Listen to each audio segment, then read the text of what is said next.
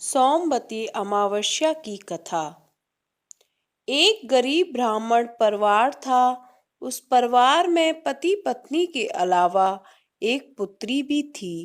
वह पुत्री धीरे धीरे बड़ी होने लगी। उस पुत्री में समय और बढ़ती उम्र के साथ सभी गुणों का विकास हो रहा था। वह लड़की सुंदर, संस्कारवान एवं गुणवान थी, किंतु गरीब होने के कारण उसका विवाह नहीं हो पा रहा था। एक दिन उस ब्राह्मण के घर एक साधु महाराज पधारे। वो उस कन्या के सेवा भाव से काफी प्रसन्न हुए। कन्या को लंबी आयु का आशीर्वाद देते हुए साधु ने कहा कि इस कन्या के हथेली में विवाह योग्य रेखा नहीं है। तब ब्राह्मण दंपत्ति ने साधु से उपाय पूछा कि कन्या ऐसा क्या करे कि उसके हाथ में विवाह योग बन जाए।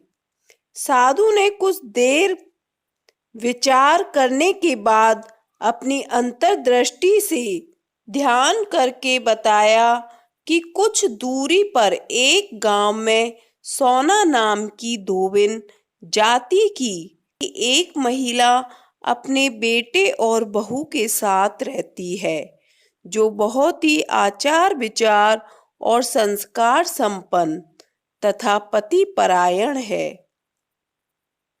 यदि यह कन्या उसकी सेवा करे और वह महिला इसकी शादी में अपने मांग का सिंदूर लगा दे, उसके बाद इस कन्या का विवाह हो तो इस कन्या को वैधव्य योग मिट सकता है। साधु ने यह भी बताया कि वह महिला कहीं आती जाती नहीं है। यह बात सुन ब्राह्मणी ने अपनी बेटी से धोबिन की सेवा करने की बात कही। अगले दिन कन्या प्रातः काल ही उठकर सोना धोबिन के घर जाकर साफ सफाई अन्य सारे काम करके अपने घर वापस आ जाती है। एक दिन सोना धोबिन अपनी बहू से पूछती है कि तुम तो सुबह ही उठकर सारे काम कर लेती हो और पता भी नहीं चलता। लेकिन बहू ने कहा, माँ जी, मैंने तो सोचा कि आप ही सुबह उठकर सारे काम खुद ही खत्म कर लेती हो। मैं तो देर से उठती हूँ। इस पर दोनों सास बहू आश्चर्यचकित हो गई कि फिर कौन करता है। इस पर दोनों सास बहू निगरानी करने लगी कि कौन है जो सुबह ही घर का सारा काम करके चला जाता है। कई दिनों के बाद धोबिन ने देखा कि एक कन्या मुंह अंधेरे घर में आती है और सारे काम करने के बाद चली जाती है। जब वह जाने लगी तो सोना धोबिन उसके पैरों पर गिर पड़ी और पूछने लगी कि आप कौन हैं और इस तरह छुपकर मेरे घर की चाकरी क्यों करती हो। तब कन्या ने साधु द्वारा कही गई सारी बात बताई। सोना धोबिन बड़ी पति परायण थी, उसमें तेज था। वह तैयार हो गई। सोना धोबिन के पति थोड़ा अस्वस्थ थे। उसने अपनी बहू से अपने लौट आने तक घर पर ही रहने को कहा। सोना धोबिन ने जैसे ही अपने मांग का सिंदूर उस कन्या की मांग में लगाया, उसका पति मर गया। उसे इस बात का पता चल गया। वह घर से निराजल ही चल पड़ी, यह सोचकर कि रास्ते में कहीं पीपल का पेड़ मिलेगा तो उसे भंवरी देकर उसकी परिक्रमा करके ही जल ग्रहण करेगी। उस दिन सोमवती अमावस्या थी। ब्राह्मण के घर मिले पुए पकवान की जगह उसने ईंट के टुकड़ों से 108 बार भंवरी देकर 108 बार पीपल के पेड़ की परिक्रमा की और उसके बाद जल ग्रहण किया। ऐसा करते ही उसके पति के मुर्दा शरीर में वापस जान आ गई। धोवन का पति वापस जीवित हो उठा। इसलिए सोमवती अमावस्या के दिन से शुरू करके जो व्यक्ति हर अमावस्या के दिन भंवरी देता है, उसके सुख सौभाग्य में वृद्धि होती है। पीपल के पेड़ में सभी देवों का वास होता है।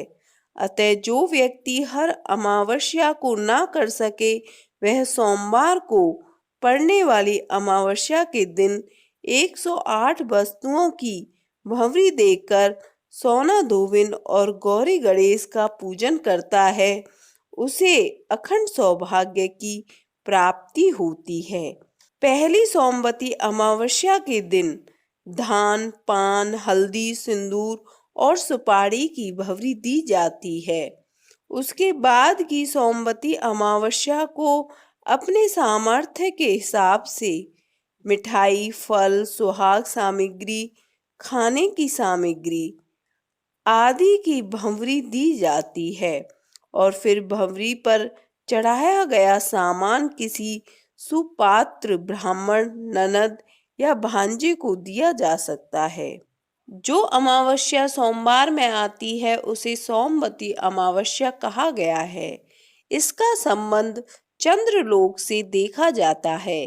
कहीं हमारे शास्त्र में चंद्रलोक का संबंध मित्र के साथ भी जोड़ा जाता है। यह चंद्र सोमवती अमावस्या जो है, इसमें हम अगर अच्छी तरह से पितरों का शांति से पूजा पाठ कर सकते हैं, पितृ शांति के लिए उपाय कर सकते हैं। सोमवती अमावस्या को पितृतिथि माना जाता है। इस दिन को पितृ तर्पण से लेकर स्नान आदि कार्यों के लिए काफी शुभ माना जाता है, लेकिन इस तिथि को सिर्फ पितृ कर्म के लिए ही शुभ माना गया है। विवाह, गृह प्रवेश आदि शुभ कार्यों को इस तिथि पर पूरी तरह से निषेध है। अमावस्या को तर्पण, श्राद्ध, पिंडदान आदि कार्यों को भी करने का विधान है। इस तिथि को काल सर्प दोष से मुक्ति के लिए भी उपवास किया जाता है। किसी भी माह में सोमवार को आने वाली अमावस्या को सोमवती अमावस्या कहा जाता है। इस दिन पीपल के पेड़ के नीचे बैठकर शनि मंत्र का जाप करने से शनि पीड़ा से मुक्ति मिलती है।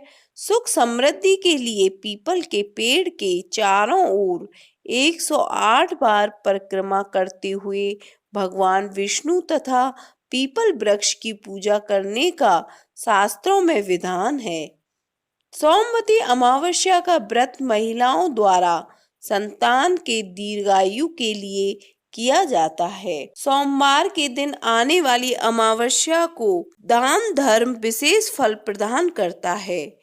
मान्यता है कि सोमवती अमावस्या के दिन मौन रहने के साथ ही स्नान और दान करने से 1000 गायों के दान करने के समान फल मिलता है। सोमवती अमावस्या का महत्व इसलिए है कि हम पितरों की पूजा कर सकते हैं, हमारे कुंडली के विष योग की शांति कर सकते हैं। जिन लोगों के घरों में पितृ दोष लगा होता है, उनके घर में मांगलिक कार्य नहीं हो पाते हैं, ना ही उन लोगों के घरों में संतान की प्राप्ति हो पाती है।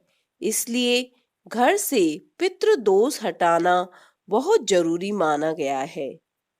अमावस्या तिथि के दिन दक्षिण दिशा की ओर मुख करके दिवंगत पितरों के लिए पितृ तर्पण करें। अमावस्या तिथि पर किसी भी तिथि पर गुजरे हुए पितरों के लिए तर्पण किया जा सकता है।